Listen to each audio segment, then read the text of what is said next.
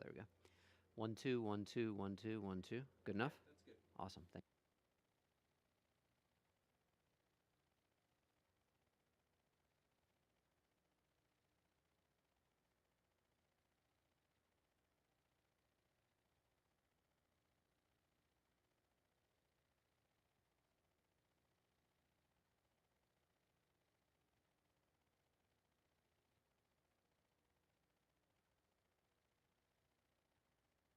Right. So this is on. Left is on. Yep.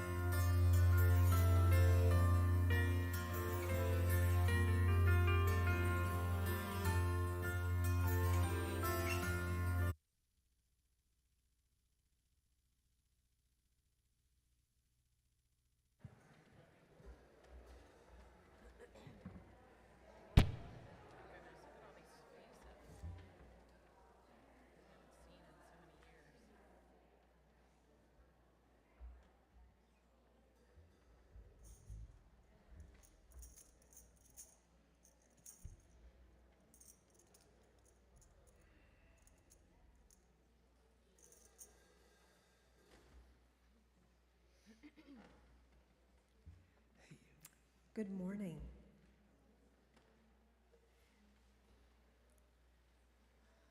And welcome. This morning we are remembering Carol Ann Klekotka, and we're going to open by singing together one of her very favorite songs. Right? Okay.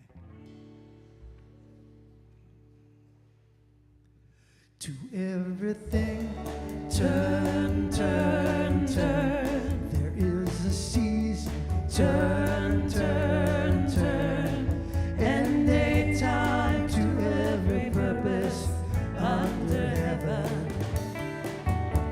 A time to be born, a time to die, a time to plant, a time to reap, a time to kill, a time to heal, a time to laugh, a time to weep. To everything, turn, turn, turn. There is a season, turn, turn, turn.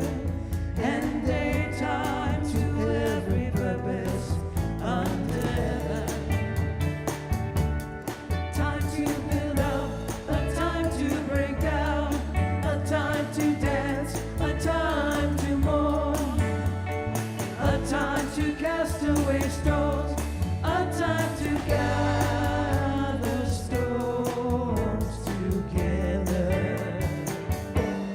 To everything, turn, turn, turn. There is a season, turn, turn, turn. And a time to every purpose under heaven. A time of love, a time of hate, a time of war, a time of peace, a time you may embrace, a time to refrain from embracing. To everything, turn, turn, turn. There is a season, turn, turn, turn. And a time to every purpose under heaven. A time to gain, a time to lose, a time to rend, a time to sow, a time for love, a time for hate, a time for peace. I swear it's not too late.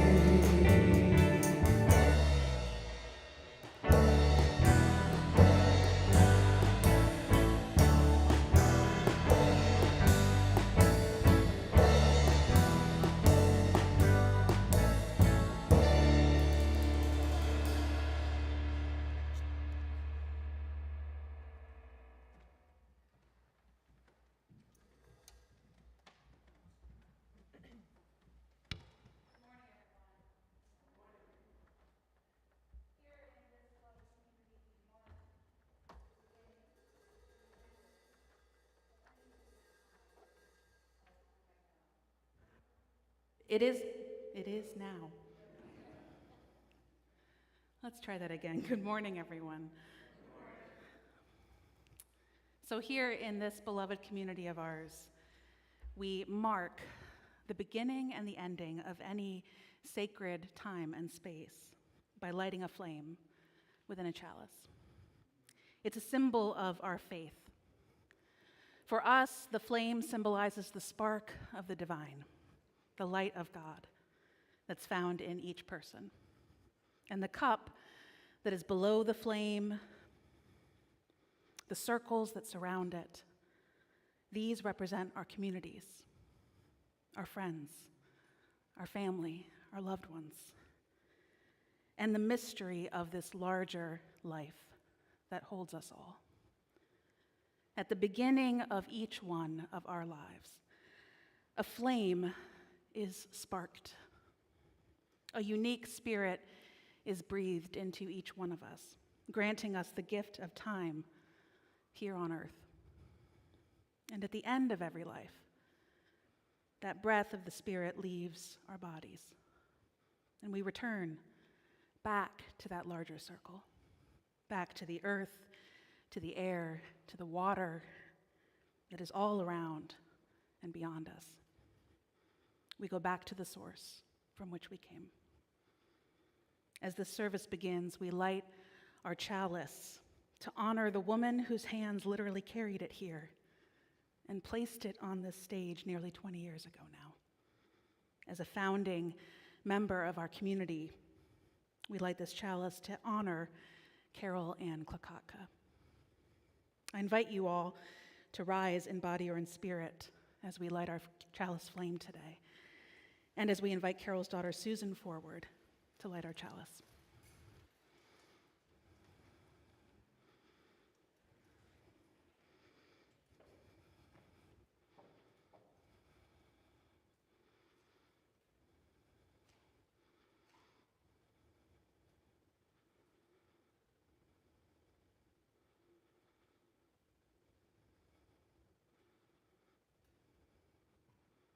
Thank you, Susan. Thank you all. You may be seated. My name is the Reverend Lee Paczulla, and I am blessed to have known Carol through a decade of ministry here at WellSprings congregation. Carol was, of course, already here when I arrived. She was a founding member and staff member of this congregation, our first office administrator, hired by our founding minister, now our minister emeritus, Reverend Ken Beldon. In 2006, before this was a thing, before we had even gathered for a Sunday morning service, Carol was here setting this place for us. I have said to many of you who are members of this congregation in the past few weeks that Carol's fingerprints and her heart are all over this community.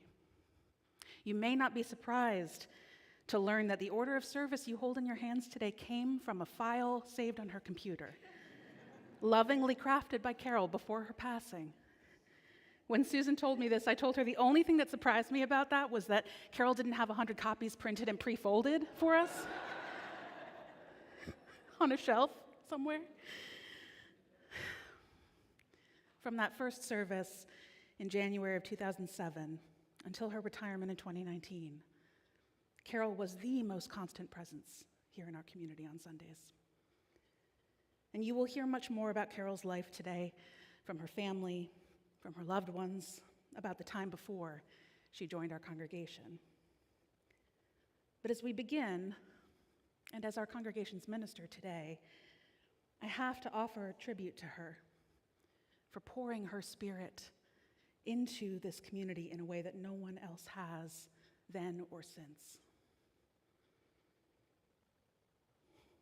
The sheer force of Carol's will was always so powerful, and it helped to build this place from an idea, from a dream, into a real congregation. But even more than that, this community gave Carol a place, a conduit through which she could have an impact on your life, on hundreds and hundreds of lives. When Carol entered hospice last month, I put out a call that many of you received, a call for messages, words that I could deliver to her that you wished to share with her in her final days. And I heard from so many of you, from those who called her a friend and a mentor, a guide, a confidant, a support. You were always the brightest spot on Sunday mornings, someone said. People wrote in to share how loving and friendly she was to their children, to celebrate her independent spirit and tenacity, how she always made space for and acknowledged whatever anyone needed in a group. One person said, "Carol, you have relentless compassion and empathy." Another said, "You have been a model for me on how to live with grace, kindness, and acceptance." And one more, "You held my hand through a lot." Carol held a lot of people's hands through so much. here in this community and far beyond it. And so here we are today following her example. We are holding each other's hands through the loss of Carol Klekotka.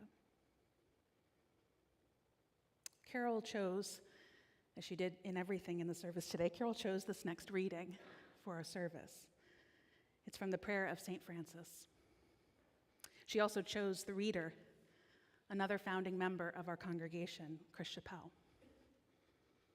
The musical piece that will follow Chris's reading, though, has a story behind it. It is an offering from her family. Carol was, as many of you know, a religious explorer of sorts who journeyed through many different kinds of spiritual communities throughout her life. And when her daughters were young, Carol worked for a time as a church organist. As they went through her effects over the past few weeks, Carol's family discovered an original composition by Carol, written in 1977. Yeah, it's a piece for the organ, which we don't have, but it's a piece for the organ called Taste and See the Goodness of the Lord, with words and music by Carol Klekotka. Carol's notes indicate that the text was inspired by Psalm 34. And I love the note. You probably can't read it, but I'll tell you, it's in the top left corner of that page. It explains that taste and see here is figurative and means know by experience. Carol's grandson-in-law, Zachary Fairbrother, will perform the piece for us on guitar immediately following Chris's reading. Go ahead, Chris.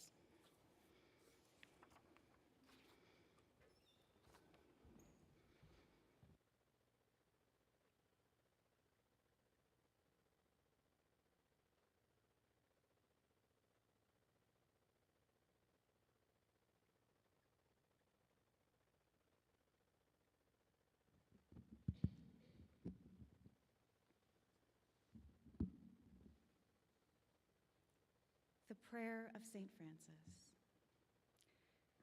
Lord, make me an instrument of your peace. Where there is hatred, let me sow love. Where there is injury, let me sow pardon. Where there is doubt, let me sow faith. Where there is despair, let me sow hope. Where there is darkness, let me sow light. Where there is sadness, let me sow joy.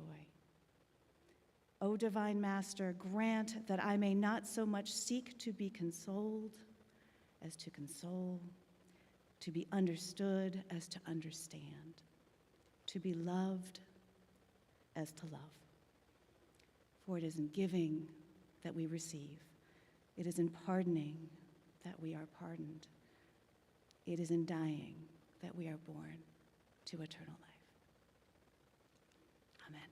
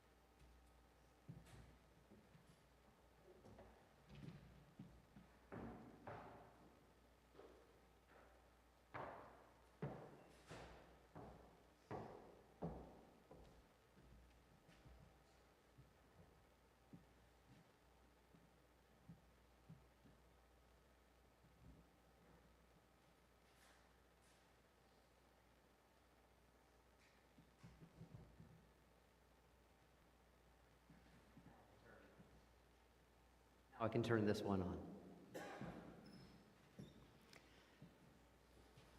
Of the many different ways that Carol and I connected with one another deeply in this life, one of the primary and most consistent was through meditation and through the practice of mindfulness. And so in just a moment, I'd like to invite you into a practice time together, and then also to share with you and invite you to join with me in what was Carol's kind of signature spiritual practice, metta, loving kindness meditation. So I invite you now to join with me. I'll invite you, if it is safe and comfortable for you, to close your eyes.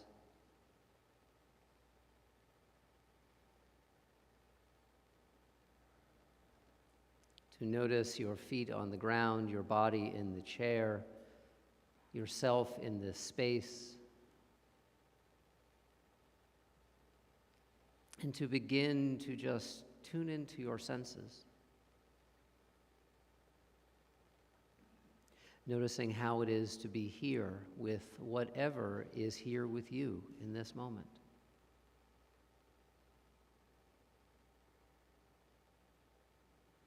As you begin to notice what is here and how you are, I invite you to see if you can greet whatever is arising within you, as I aspire within myself, to greet whatever is here with an openness and friendliness. And notice what it is like to be aware of your breath.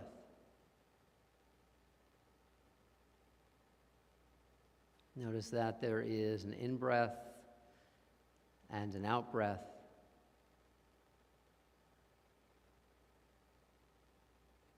Notice how it is, if your breath is fast or slow, shallow or deep, smooth or ragged.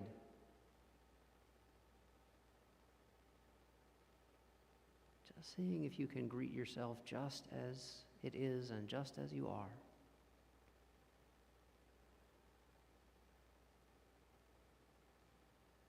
Noticing in the in-breath, taking in what you need, and noticing with the out-breath the invitation to release and to let go. To perhaps allow your body to be supported by this chair, to be supported by this ground.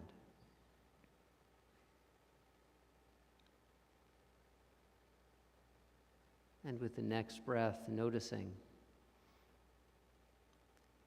that this breath, this very breath here, this more than anything connects us to the beloved memory of Carol. The spirit, the breath, the ruah, that which we breathe in and breathe out, accompanied her from the beginning to the end, as it is with all of us. This breath connects us with everyone before and everyone now and everyone who will be. It is as simple and as wondrous as taking in this breath.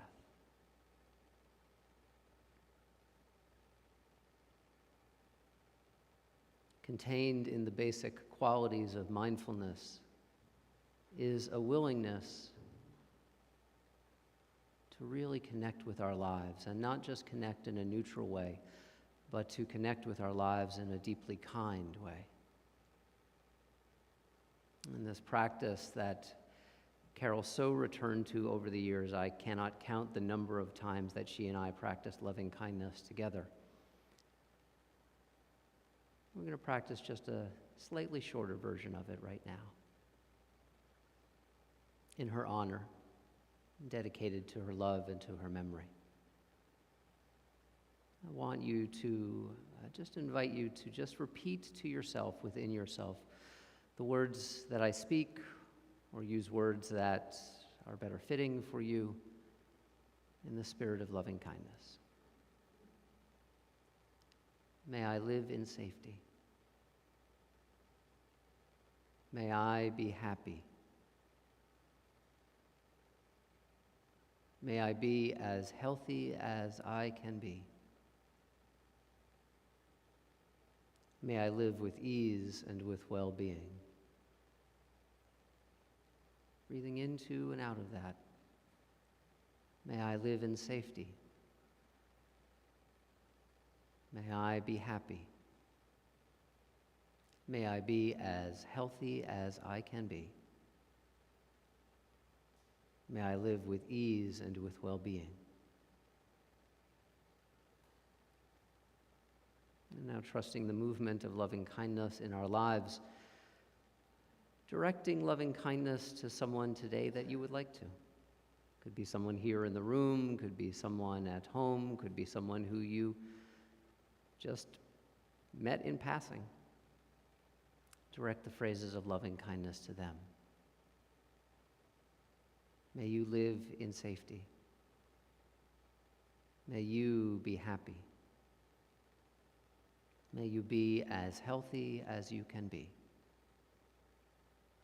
May you live with ease and with well-being.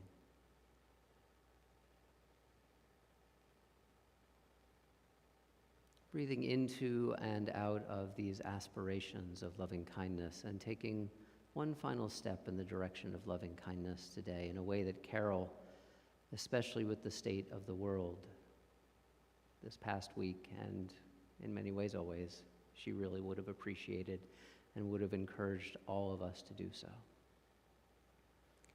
See if you can open the breath and open the heart even wider, so we may offer these words. May we live in safety.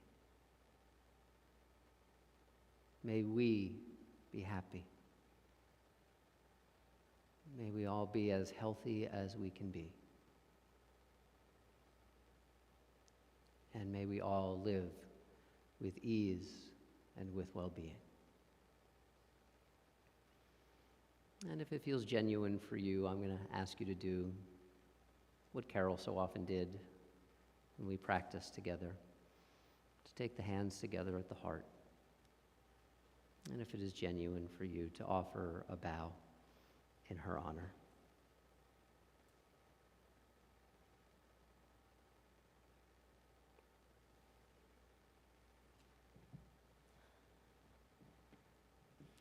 I want to invite up right now Carol's beloved granddaughters, Melissa and Christina.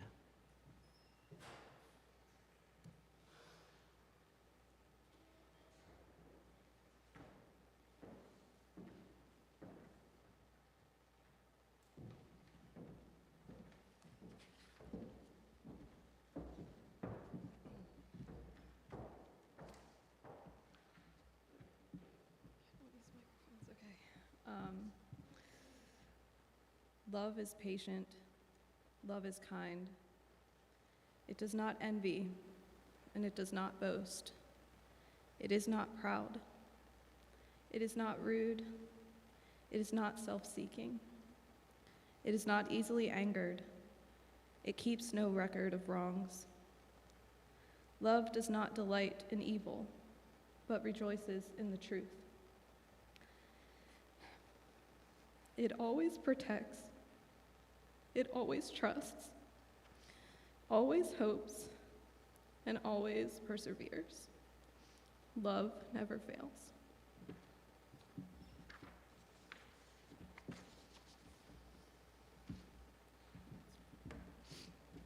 Going to read Mum's life lessons. Live in the awareness of God's love and the effect of oneness. God's love is always present, freely and unconditionally poured out, and is not earned. The only thing that blocks it is our ability to receive it. The easiest way to overcome that is through awareness. Just say, yes, I believe you love me. I choose to receive it. Oneness is hard to understand, but quantum physics has shown that we are all one connected mass, and any part of the one contains all qualities of the whole. Knowing this helps me connect to the multitude of possibilities available through the one.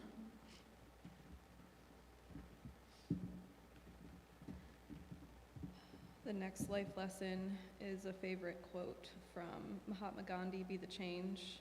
I can't tell you how many times my grandmother read this to me on the phone while I was breaking down and crying. Be the change that you wish to see in the world. Practicing this as individuals, we contribute to a critical mass that can enable the compassion and love needed in our world. It begins with developing our own self. The golden rule. Do to others as you would have them do to you. When I feel irritated about something that has happened, I have developed the habit of asking myself how I would want to be treated had I done this. Her next lesson was namaste and forgiveness. Quietly affirming that the God in me greets the God and the light in each one of you is a pleasure and never fails to help me practice the golden rule and honor the oneness in difficult circumstances. Willingness to forgive and staying with it until it becomes real, even if actual reconciliation is not possible, gives me the gift of peace and healing.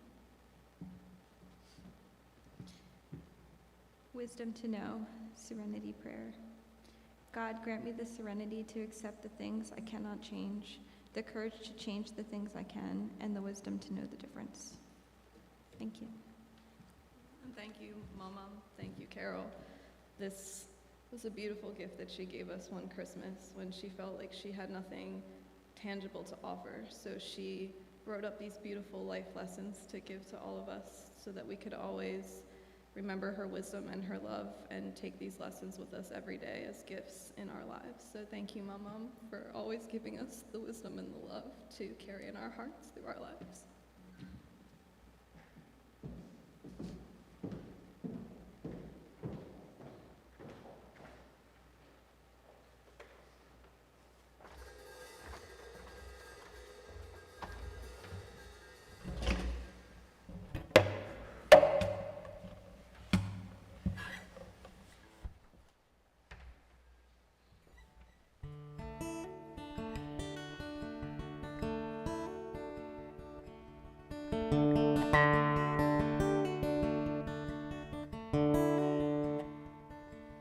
I'm gonna sing from June till May. Gonna write a new song each and every day. Open my mouth up, I got something to say. With this wild and precious life, I'm gonna love unconditionally. Love, love will set me free. I'm gonna open my heart up to what this world has for me. With this wild and precious life,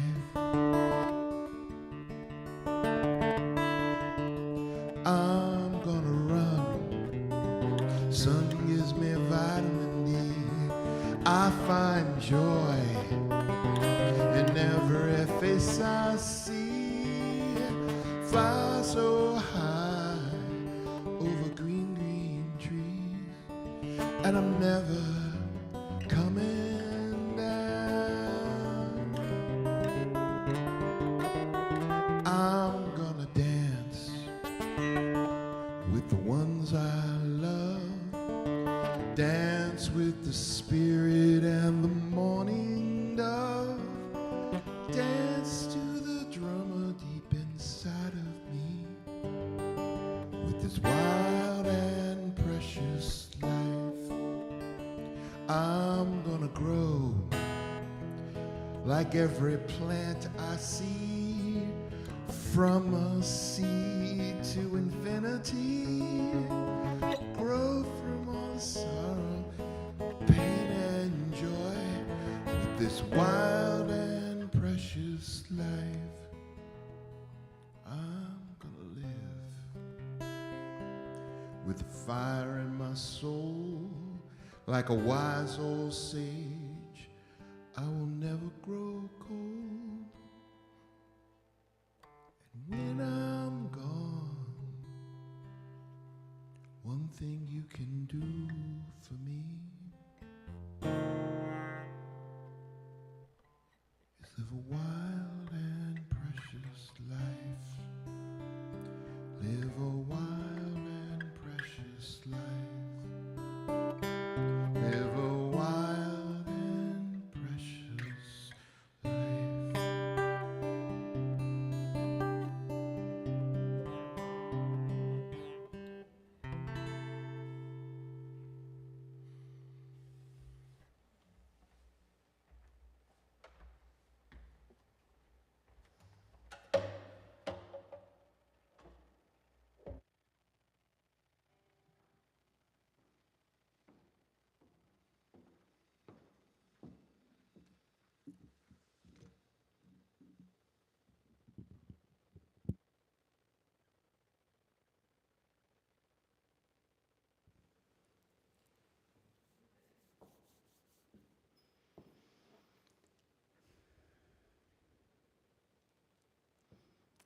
Do you know that thing that we do, and you're about to hear what it is in a moment, that we can also observe in others when it's like you can see the gears moving and one side of a person is talking and then immediately the other side of that person is talking and they start to have a debate and a dialogue between the two of each other. This is my first impression of Carol Ann Klekotka. I met her in the early summer for the first time in 2006. I was presenting at our sibling church in Media, and WellSprings was 7-8 months away from launching, and they invited me to do a presentation about this congregation that was coming to be but was not yet. And in talking about this congregation and some of the aspirations we had, at the end, I fielded a whole bunch of questions individually from people just coming up and wanting to talk. People who were curious, people who wanted to be supported, people who just were wondering what was going on. And Carol was one of those people who approached me. And she said, "This sounds like the kind of UU spiritual community that I have been looking for. So I really want to know when you launch." And someone had mentioned to her in the crowd that day that we were starting to staff up. And she said, "I want you to know, I just retired 2 years ago from a long and successful career at Merck. And so I cannot possibly be your administrator.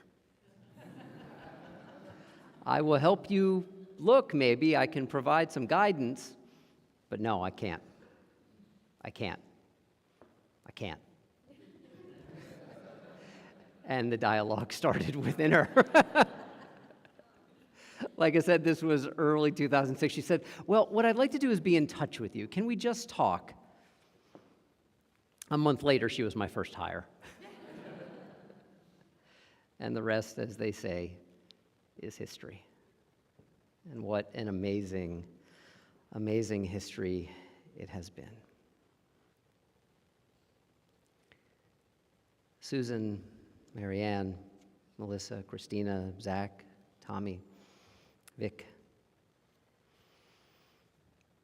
Those of us who knew your mother, grandmother, friend, confidant here, we knew her as Carol, the beating heart of this congregation. And we know that we saw just some parts of her. The parts that we saw were incredible and will always stay here with us. And so we and I just want you to know our hearts are so much with you here today because our grief is great and we miss her so much. And so we can only imagine your grief and your loss. Thank you for whatever you did to encourage her to come out of that first retirement, because this congregation would not be what it is without her. At the lunch that her family has invited us to after the service today, there is a photo album. And it's a photo album that some of you at WellSprings are familiar with. It was presented to her on the occasion of her second retirement from WellSprings in 2019. I've missed so much getting interrupted by the sound of that dryer. Let's not all look at whoever that is. It's embarrassing for them.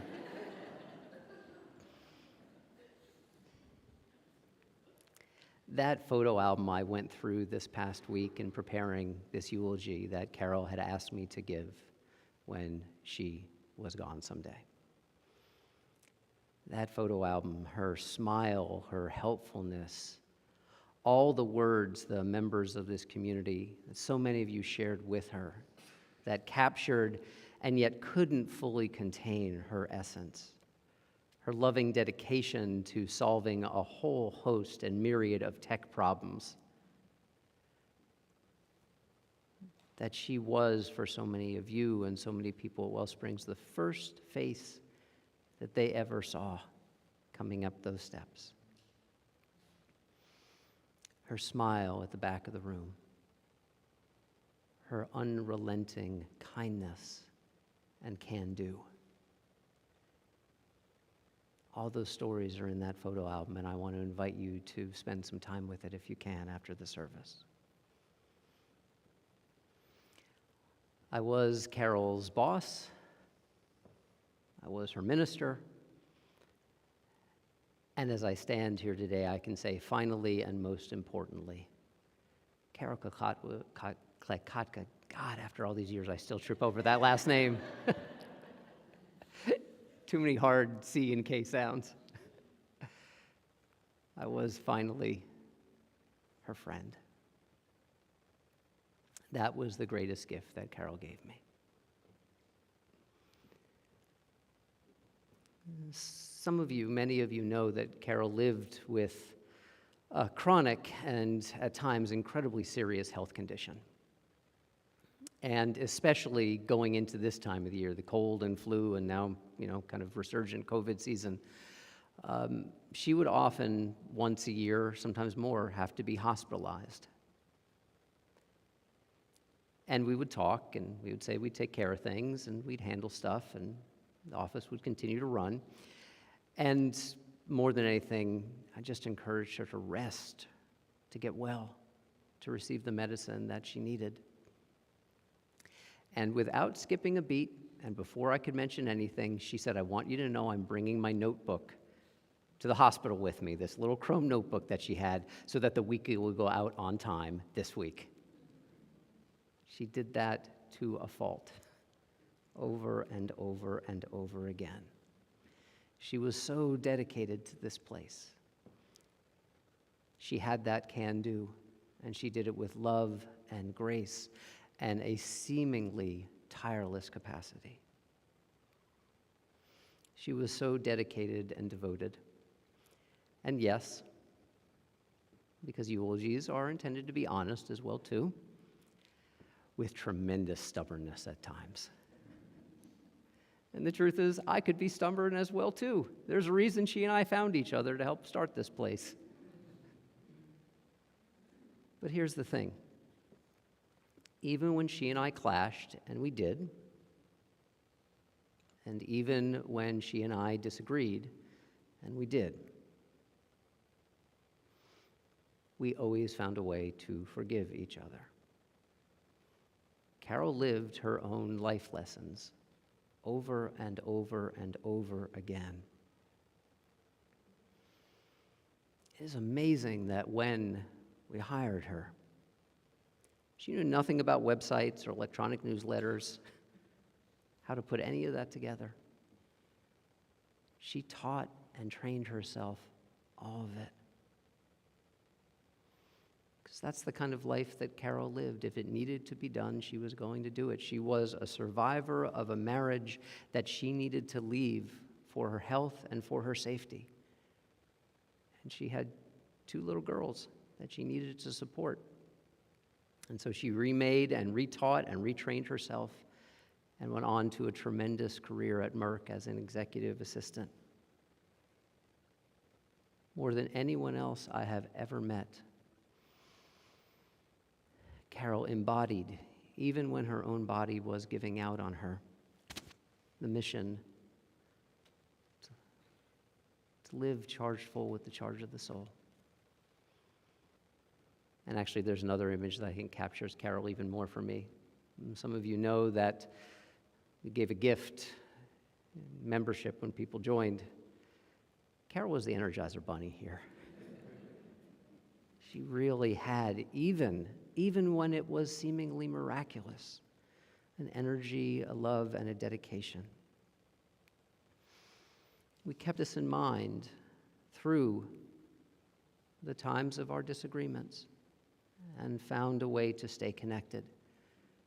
Carol was much, much more metaphysical than I was, much more woo than I am. And that was great. We don't have to all agree on this stuff. What I so appreciated about her is that it was the core spiritual stuff, the stuff that when the rubber hits the road, the compassion, the love, the forgiveness, the reconnecting, that's what kept us so close to each other. Some of you might remember that in 2013, Carol had an absolutely catastrophic accident. It kept her out of this job for a full year and severely compromised so many aspects of her life. She went from hospital to care center to get what she needed to heal her body. In the summer of 2013, the first care center, the first hospital where she was Einstein, the Einstein up on, I think, Germantown Pike. And I'm not trying to re-traumatize anyone with this. I just want to say she was in so much pain because they couldn't even give her the care she needed there. She needed to go to an acute trauma center. And I visited her every day, and we would spend time together. And the truth is, most of the time, she was, on some pretty heavy drugs to kind of keep the pain at bay. And there were moments in which, however, she was conscious, and we were talking, and she was scared. At that point, there wasn't even anything that she could eat in terms of solid foods because they wasn't sure if she'd be in an emergency surgery anytime soon. So we took to the practice. It's one of the most unique and special memories of my life, of me feeding her ice chips. And she would take the ice chip in, and she'd close her mouth. And then when she was ready, she would and then take the ice chip in. Years after that, she referred to that as our baby bird moment.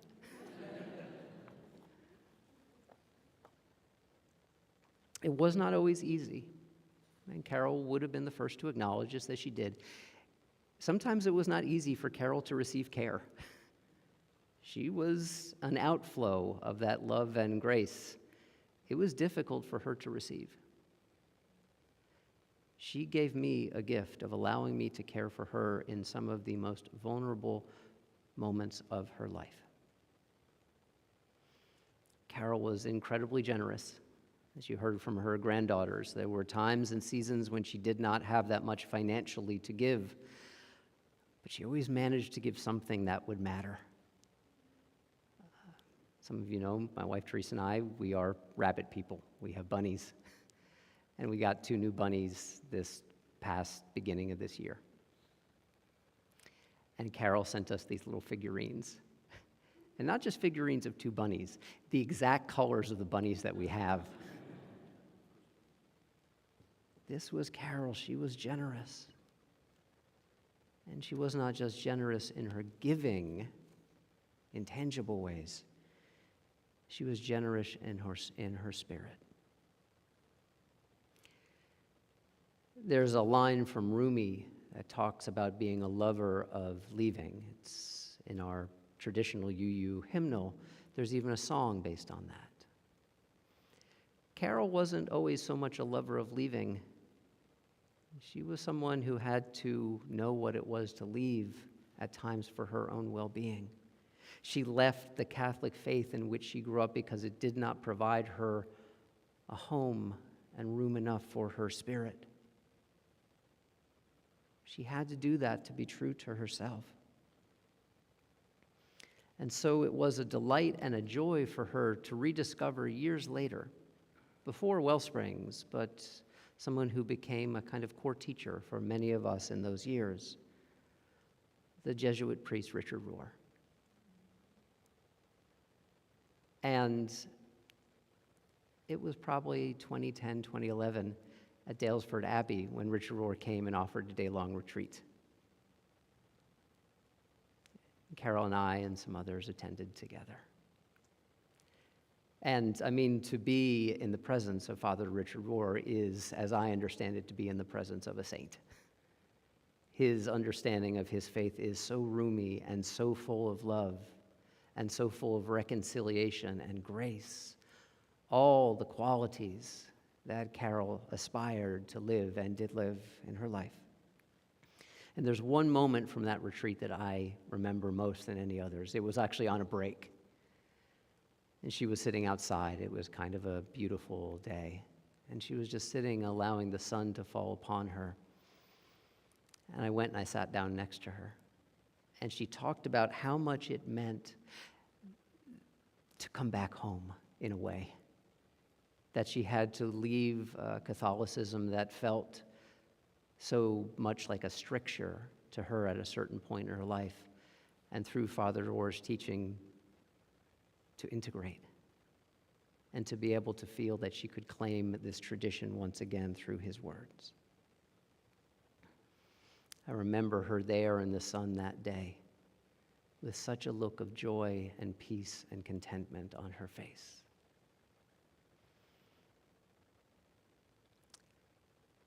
I mentioned that finally, and most meaningfully to me today, beyond boss, beyond minister, beyond title, beyond this, even this shared history of so much here that we did,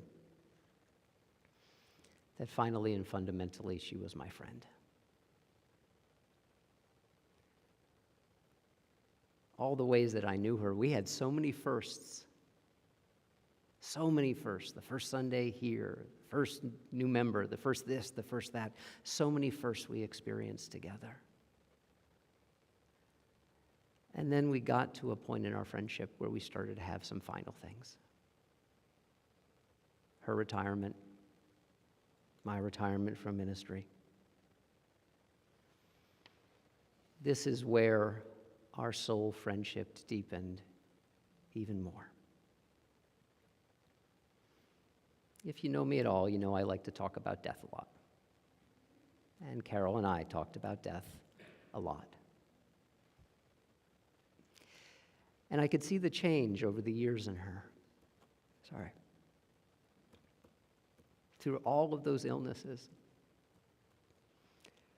And all of these times when, honestly, folks, I got to tell you, I thought this was it. And we would have been here a lot earlier, but we weren't, thank God. She would always say, upon going into the hospital, or upon coming out of the hospital, and sometimes in the hospital, I know I'll die someday. I know I'll accept it, but I'm not ready. She was a survivor. That stubbornness served her well.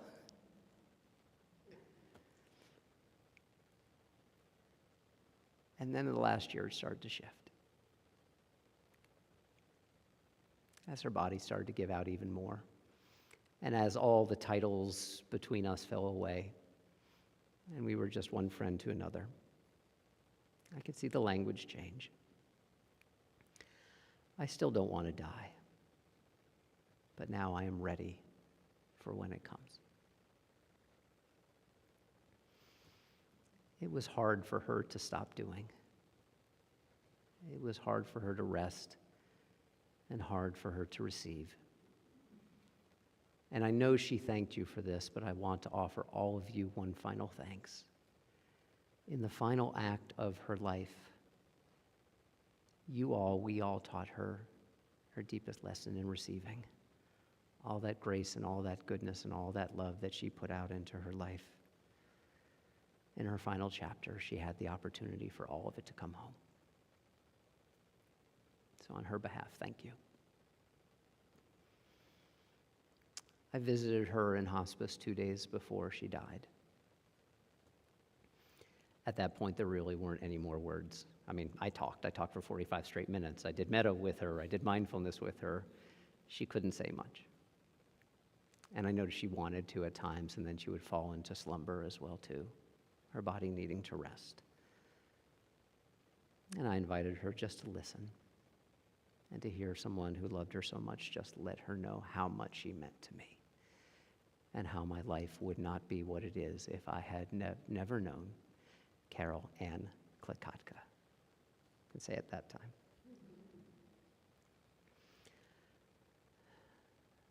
The last thing I ever said to her was, "I love you." The last thing she ever said to me was, "I love you too." And she wanted to say more, and it was enough. The poet Philip Larkin says this, that at the end, what will remain of us is love. Carol, my dear, sweet, wonderful friend, what remains of you is love. Thank you for everything. Thank you for everything.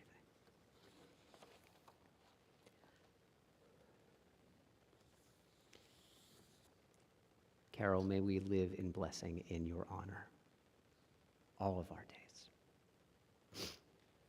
Amen.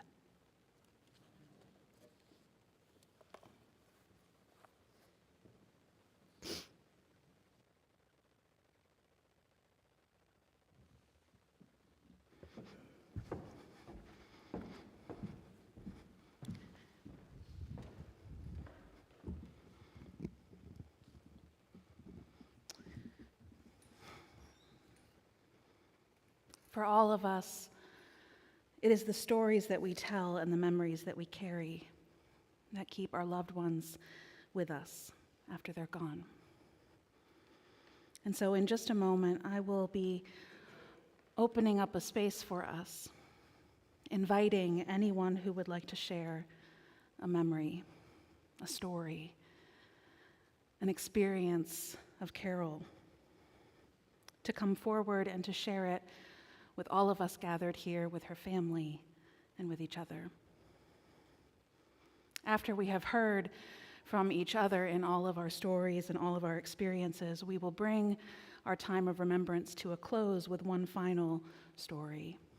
Carol's daughter, Susan, has prepared some words that she will share with us at the conclusion of our remembrances. So if anyone here would like to share a favorite memory of Carol, or just to speak out loud about what her presence in your life meant to you, I will invite you to come forward now.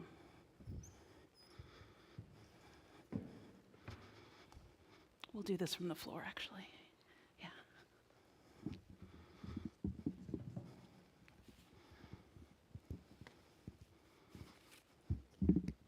These dang things, yeah.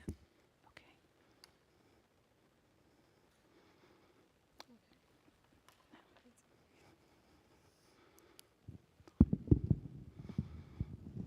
Thank you.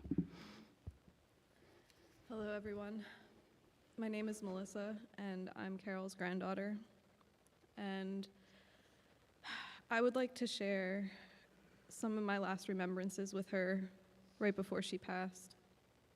They were really special healing moments for me and my relationship with her, with a lot of love and wisdom.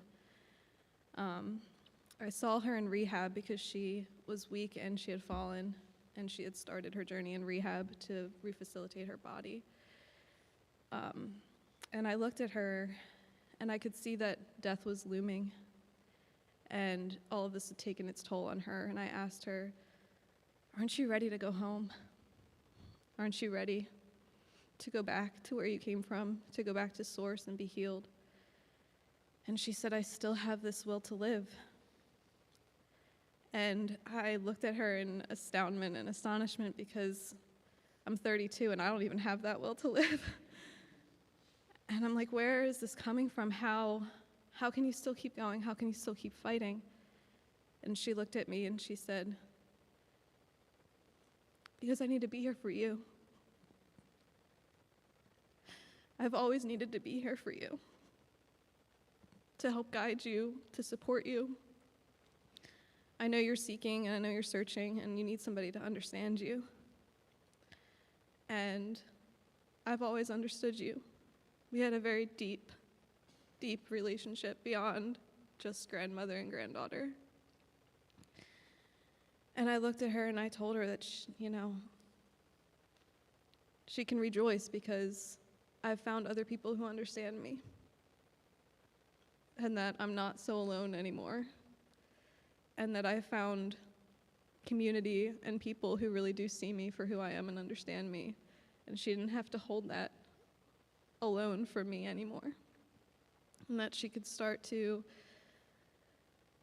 ease that burden and ease that promise and make her journey back to spirit, to source. And not too long after that conversation, she had her medical crisis and ended up in the hospital that we didn't know if she was going to wake up, if she was going to come out of it. And she miraculously did.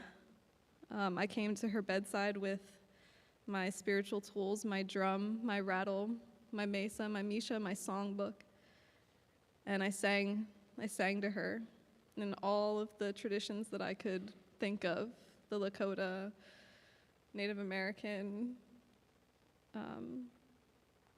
Eastern, yogic songs, anything that I could think of to sing to her to help her through as she was taken off the ventilator. And her spirit soared and rallied with family by her side. And it was clear from that moment that death had left her bedside for just a moment, but we knew the end was near. And she was holding space for a lot of healing to happen in our family and a lot of pieces to come together so that she could rest in peace and final act of love for our family. And right before she passed, about 2 weeks before she passed, I was leaving for Peru, going on my spiritual journey, so to speak. And I got a beautiful blessing to be able to say goodbye to her, and when she was conscious, and to share everything that we needed to share, to say anything that was left unsaid. And she shared family secrets with me, lost love, heartache, any regrets, and just gave me the blessing to go to Peru, to live my life, and to live. And I sat there and I gave her my blessing and permission to die. And she told me, no matter what happens, don't come back from Peru early. You have work to do. You're doing important work for the family. Go do it. And I felt her the whole time I was away. She told me she would come to me as a hummingbird. And I saw hummingbirds many times during ceremony when I was away in Peru. And I knew she was there and that she was holding on. So when I landed, I checked in with my mom and found out that she didn't have much time left and that she was starting to be unresponsive. And I knew that there was a calling to come back to her bedside and to be with her. But because I had that personal closure with her before I left, I didn't return as a grieving granddaughter. I returned as a loving practitioner of love to hold space for her to go and to encourage her to go. And that night I rushed back to my house in Maryland, grabbed my stuff, drove through the night to go be with her by her bedside, showed up around 1 a.m., 2 in the morning, again with my drum and my rattle and my songs. And I was just with her and sang with her and held her hand and offered any healing that I have been gifted and blessed to learn through all of my travels and all the different traditions and healing modalities that there are. And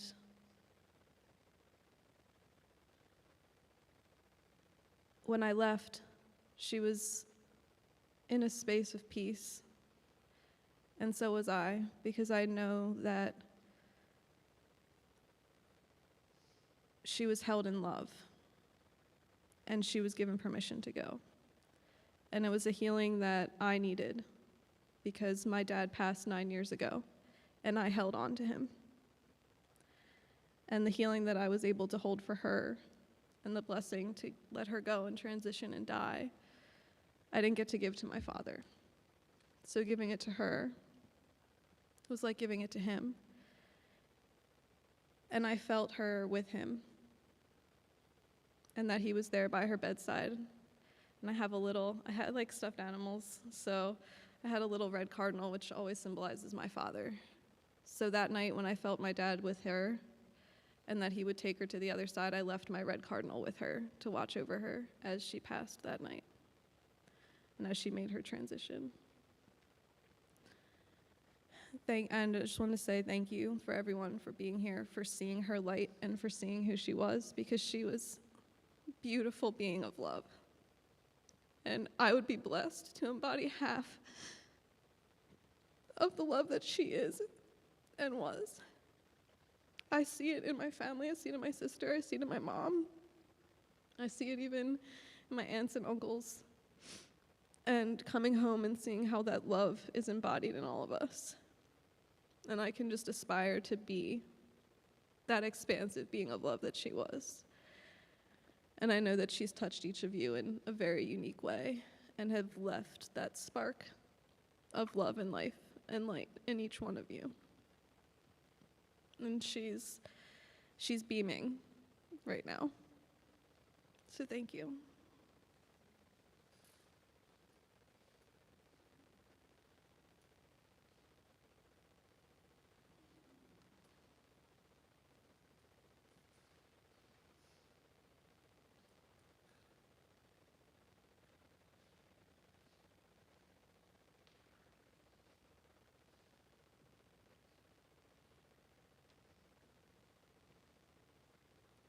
Melissa, thank you.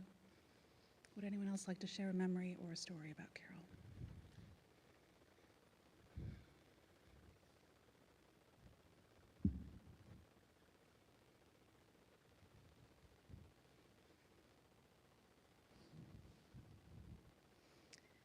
And when you're ready, you can just walk forward. Go ahead, Doug.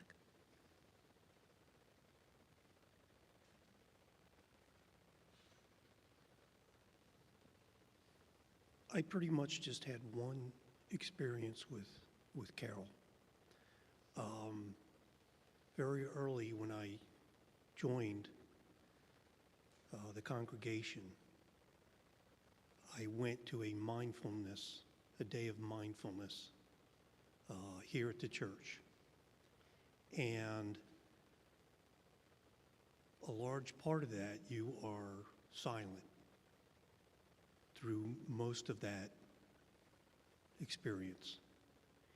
And at one point, the exercise that we did was to partner off with someone. And I ended up partnering with Carol. And the practice at that point was to just stare in the other person's eyes, which someone I didn't really know felt very, okay, I'm gonna look, and we're just gonna look at each other. And there was such openness, such a smile, and like she just, through her face and her eyes and expression, was just open and loving. And at that point in my life, there were some things that I didn't like myself. And she picked up on something. So after the practice was over and we talked, she just reached out.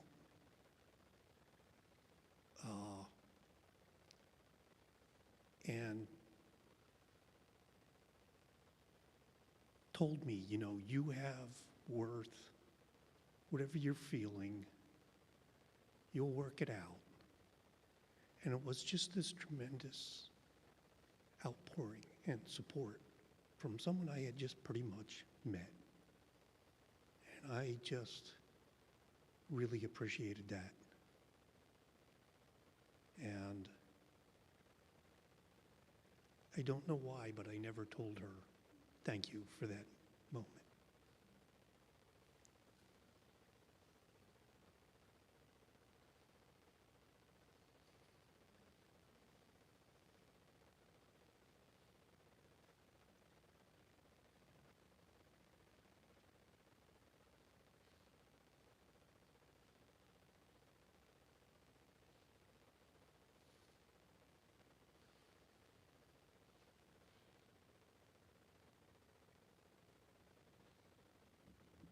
It's bright up here. I knew Carol well. I used to go to WellSprings, and I knew her for 15 or 16 years. And when I started at WellSprings, I did a lot of volunteer work and a lot of groups, and Carol was a very helpful person. But what I want to share with you is that Carol was a very funny person. And everything that everybody is sharing is very, very true. Very true about her spirituality and her depth and her wisdom and her kindness. But what I'm thinking about is this laugh that she had. This sort of gut-splitting laugh. And we had many times on the phone where we'd be talking about some group or something I needed. She was, just some reason we'd be talking. And I just remember this like, ha, ha, ha, ha, ha, ha. like just this laugh that came from the depth of her belly that would just break me out in tears. It was so funny. And the other thing that I remember about Carol, Carol used to count how many people came to church. And I remember she would walk up and down this. For anybody that's been here a while, you'd remember that.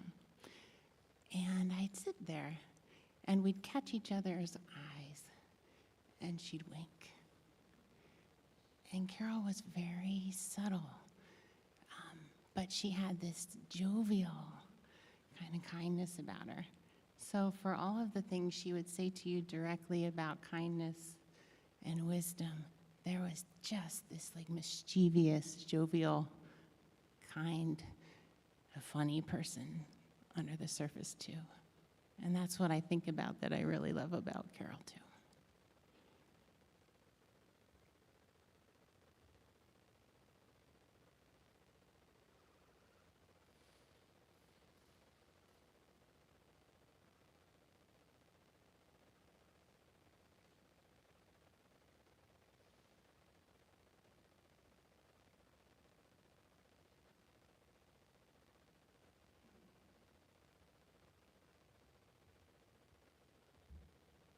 Good morning. I just want to share my first encounter with Carol. It was back in 2021, and it wasn't really an in-person encounter because we were in the midst of the pandemic, and I was just getting acquainted with WellSprings through its online services. And Carol shared during the Wild and Precious Life Sunday in 2021. And her words touched me so deeply. She was sharing about how her growing up Catholic and exploring other Christian churches, like she wasn't finding the fulfillment that she was needing.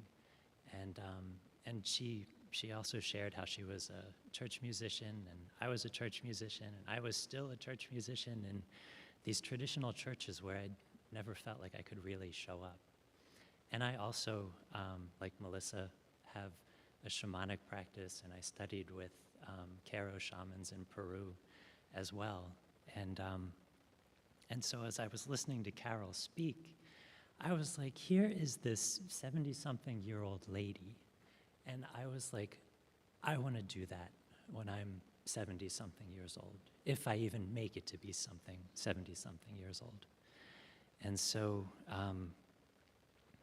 for her, her voice, her spirit was like a calling to be authentic and to not worry about the forms that spirituality takes, but to feel the love, to taste and see the goodness of the Lord.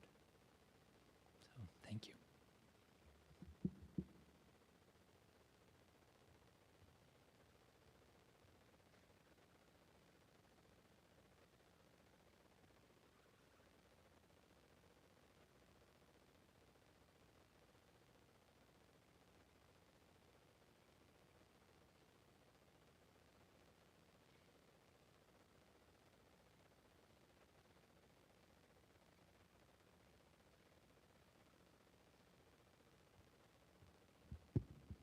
Is there anyone else?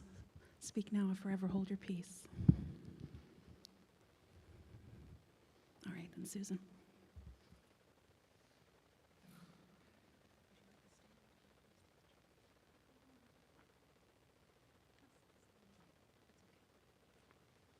Got my glasses, got my large print here.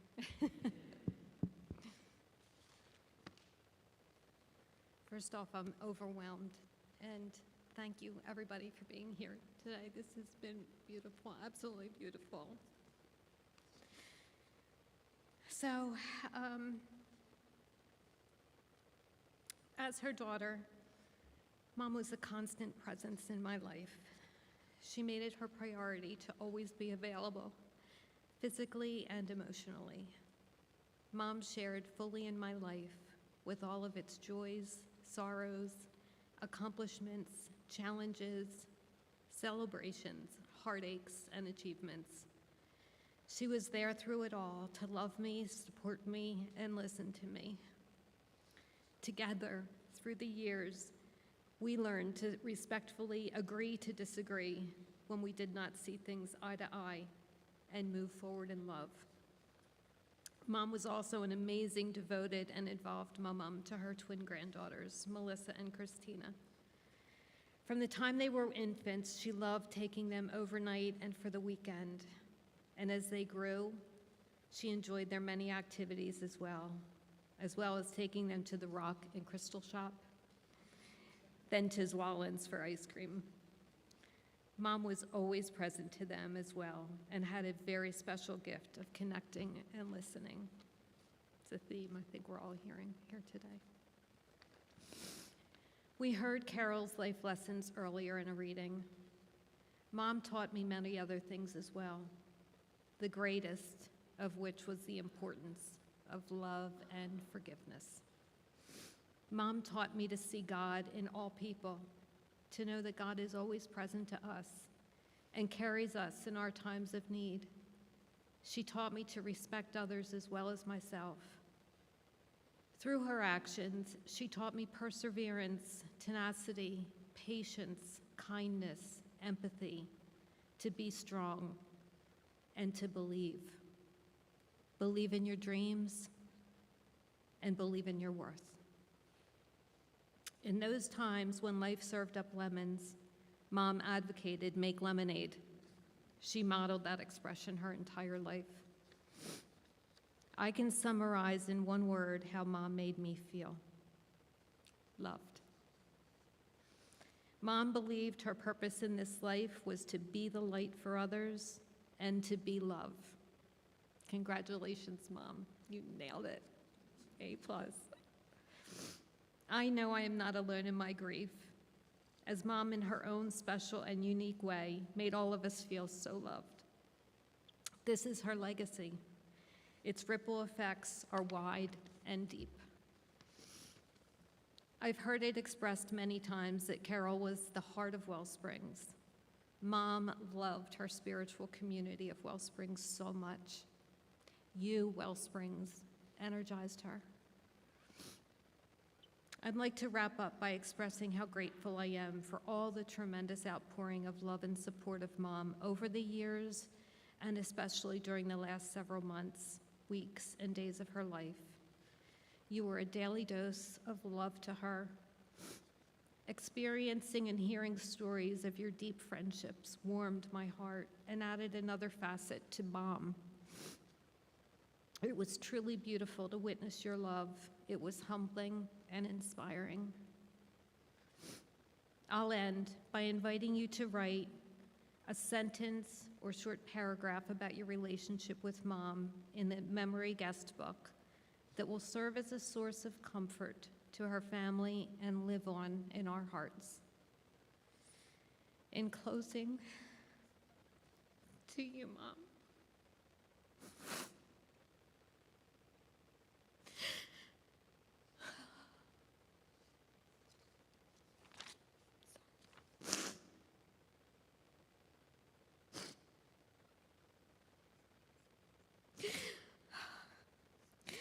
Thank you for sharing you and your life with all of us. We have more love in this world because of you. I love you until we meet again.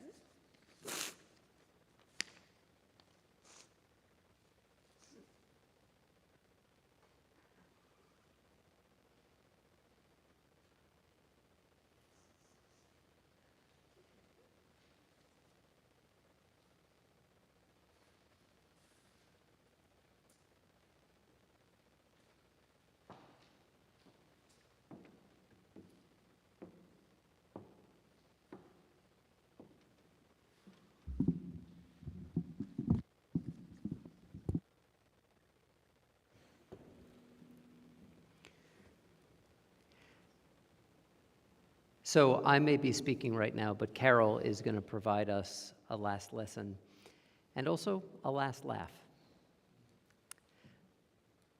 She didn't know what the state of the world would be this week particularly, but she chose exactly the right song. The band's going to come up in just a moment, and we're going to end with Love Train. And not just that chorus, but the verses as well too, for this week especially. Even if it feels far, far away, Carol is still encouraging us, all of us, to the better angels of our nature. And so that's her last lesson, although of course there will be lessons beyond that, but she's really offering this one today, I believe. The other thing is the last laugh, and she's getting it on me.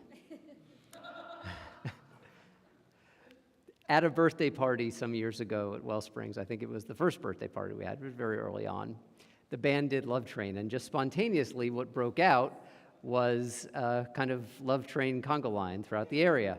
And somehow I, who don't love to dance, found myself at the lead of the Love Train. And Carol specified, at my memorial service, Reverend Ken will lead the Love Train.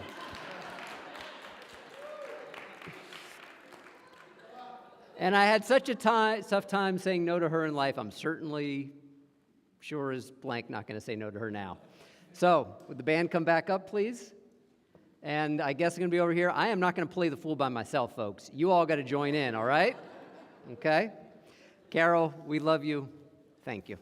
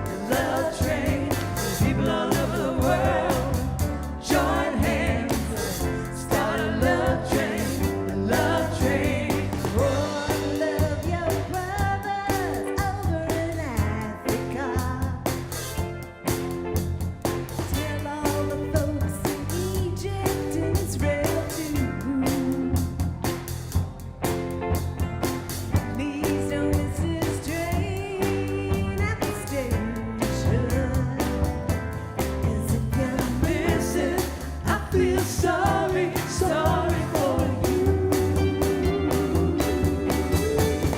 People all over the world, join hands, come on, start a love train, love train. People all over the world, join hands, everybody, start a love train, love train. Ride, let it ride, let it ride, let it ride. People all over the world, join hands, start a love train, love train. People all over the world, join hands, come on, start a love train, love train. People all over the world, join hands, start a love train, love train. People all over the world, join hands, start a love train, love train.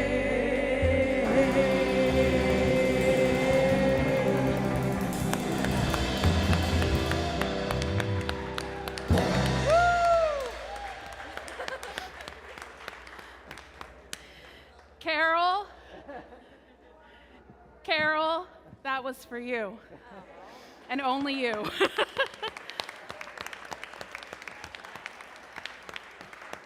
Carol's family invites you all to join them for a luncheon in the dining hall, which is out these doors and to the right. They will greet you there. Thank you all so much for being here.